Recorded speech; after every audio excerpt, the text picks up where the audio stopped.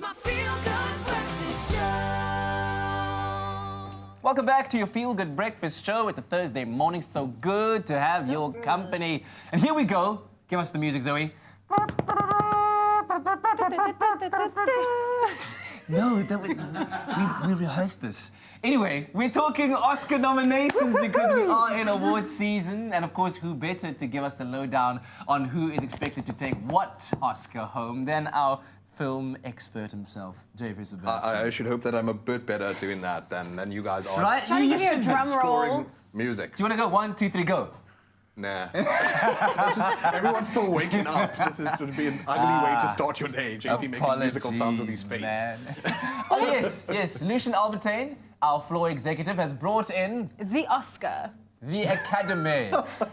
There we go, yes. South Africans are so desperate so far away. Like, I'm happy for the 10 Rand store Oscar, thank you. By all means. It's okay.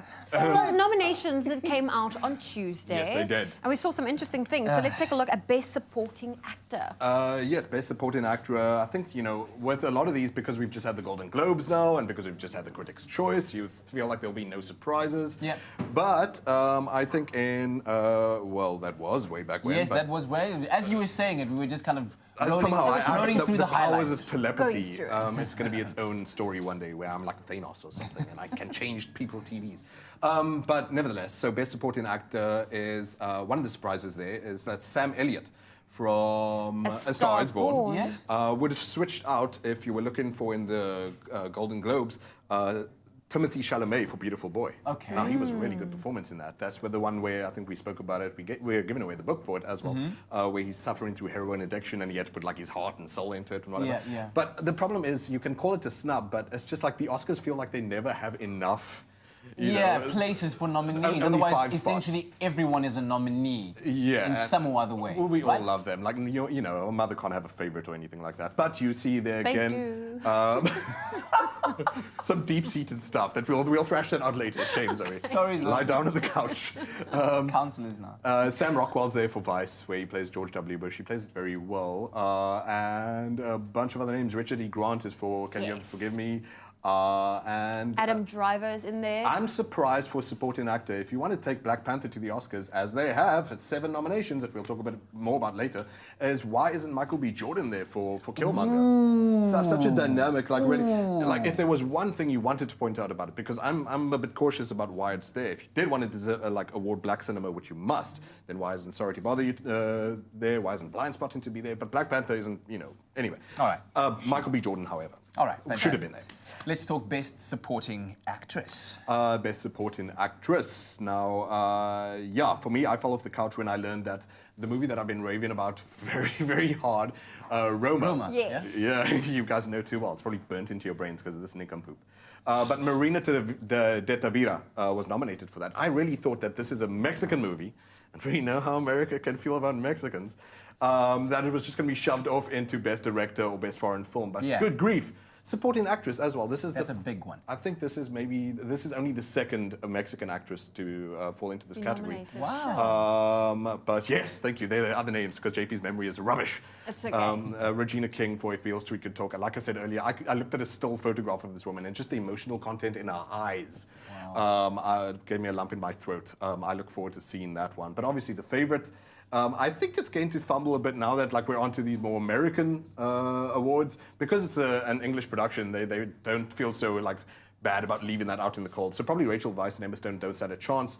But Emma Stone. So La La Land, obviously she had her glory. Yeah, maybe not this year for her. But I haven't seen it. To be nominated is still pretty impressive. You told them that after the awards, I'm sure. Nobody wants to hear that now. Everyone's still hoping writing the acceptance speeches. What about Best Directing? Best Director. Just speaking about If Beale Street Could Talk, there are a lot of people who are saying, what? Barry Jenkins was snubbed for not being nominated for Beale Street. So Barry Jenkins is the guy who, last year it was Moonlight that won Best Picture. And there again, La La Land, Moonlight, that standoff that we spoke about earlier. Which is also surprising that you don't see Damien Chazelle, who was the director of La La Land. He this year or last year did First Man, also a very good movie, but you don't see him there too. But you have three foreign movies in a way. The favorite is from England, The Cold War is from Poland, and Roma is from Mexico. So that's a nice mix. Spike Lee being nominated for the first time for Best Director. Where have you been, Academy? Malcolm X. He got game. Do the Right Thing. The guy is one of the greatest directors of all time, and it's the first time he got noticed. Getting the acknowledgement. It's like the Leonardo DiCaprio of Best Director. It takes them a really long time. I feel like the Oscars are still operating in the 60s. Imagine he wins it. That would be something. And Black Klansman is really like a well-constructed film. It might be up for it, but it's definitely going to go to Roma, I'd say. Alfonso Cuarón has made such a human piece of cinema. Seriously.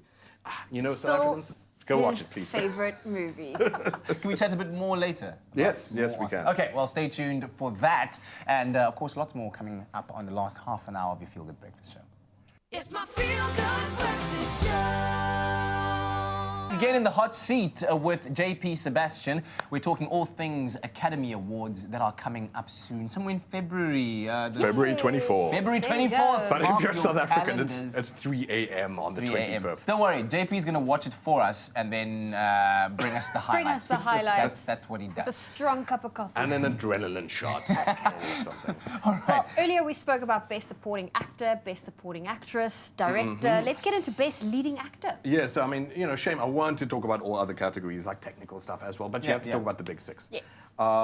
So Best Leading Actor, this time it is, again, this is the kind of field where you're like, why aren't there 10 spots? You know, you're never going to get that lucky with the Oscars. Although it's Best Picture that has, like, you can get up to 10, even though we'll come to that later.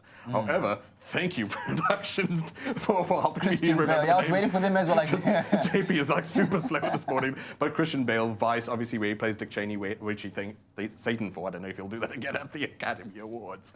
Bradley Cooper was excellent in A Star Is Born. Willem Dafoe, I'm surprised that movie's like surviving because we love Willem Dafoe. We know that he's a good actor for the longest time, but At Eternity's Gate has no other nominations, so it's surprising it got there. JP needs to take breath, and obviously the guy who won the Golden Globe was Rami Malek for Bohemian Rhapsody, and still like goodness, look at that. That's amazing. Oh, well, you can just see the dude like put so much like just 100% bodily investment in being the character as well. He was present for the thing. That said, he's really just the strongest feature of a whole movie that's actually just good and not great. Viggo Mortensen. Viggo Mortensen, who, unfortunately for me, I've seen Green Book already, and at times his character's too much like a bit of an impersonation. It's like, hey, let me tell you, but like, you know, he is otherwise. You'd love him as Aragorn in Lord of the Rings and anything else he's in, Eastern Promises or whatever. Excellent actor, nevertheless.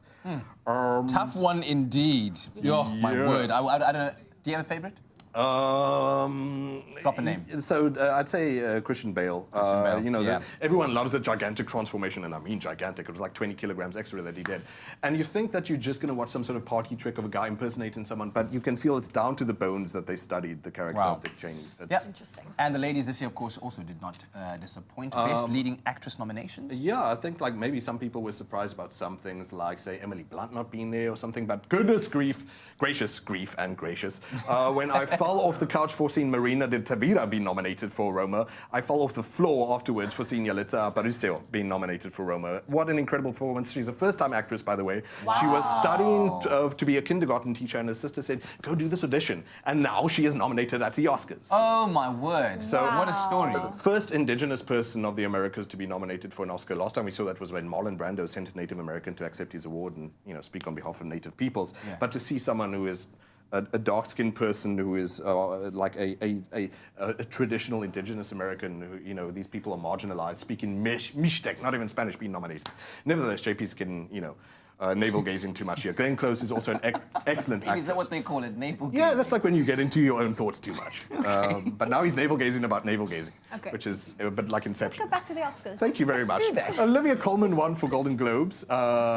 She is the crazy Queen Anne in The Favourite. And this one, however, we know is, as we saw with Critics' Choice, there was this tie between Lady Gaga and Glenn Close. How does that happen? I'm just glad that they both sort of got to walk away quite happy about that. But yeah, I mean, man, who do you give it to? Glenn Close, like I said, You in The Wife. haven't said much about Melissa McCarthy. Shame, I haven't even seen her movie, to be fair. but she's one of these. No, it's probably. Has she ever been nominated before? This is her first nomination. Melissa McCarthy would be, yeah. What's special about this character is like you have the way we had with Steve Carell when he did Foxcatcher, which is an excellent movie you should watch, where you have like a really goofy comedian going straight for the first time. That always feels for like the average audience member like, whoa. And so Melissa McCarthy really like pulls out the stops apparently. Critics are loving it. JP hasn't seen it yet. I'm sure it's great. But she makes a complete transformation from her goofy self where you're used to doing something that is Oscar nominated now, which is pretty miraculous. And a lot of black in the Best Picture. Which is a great thing. Fantastic. Although I must mention about, we spoke about Best Director earlier. Apparently we have no women on planet Earth. So they couldn't find there that The Rider, which is directed by a woman and considered one of the best movies of the year. Hey, who knows? Leave no trace either.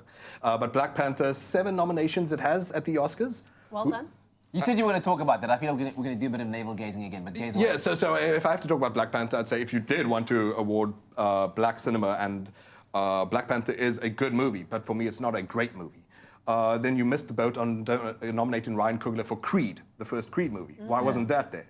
Why wasn't that even Best Picture? It was one of the best boxing movies I've ever seen. Or you've got this year, Sorry to Bother You, or Blind Spotting, which are 2 incredible movies. And obviously you just have to go for popular with the Oscars as well, because their ratings are so sort of slumped. But nevertheless, only 8 nominees. Usually this can go up to 10.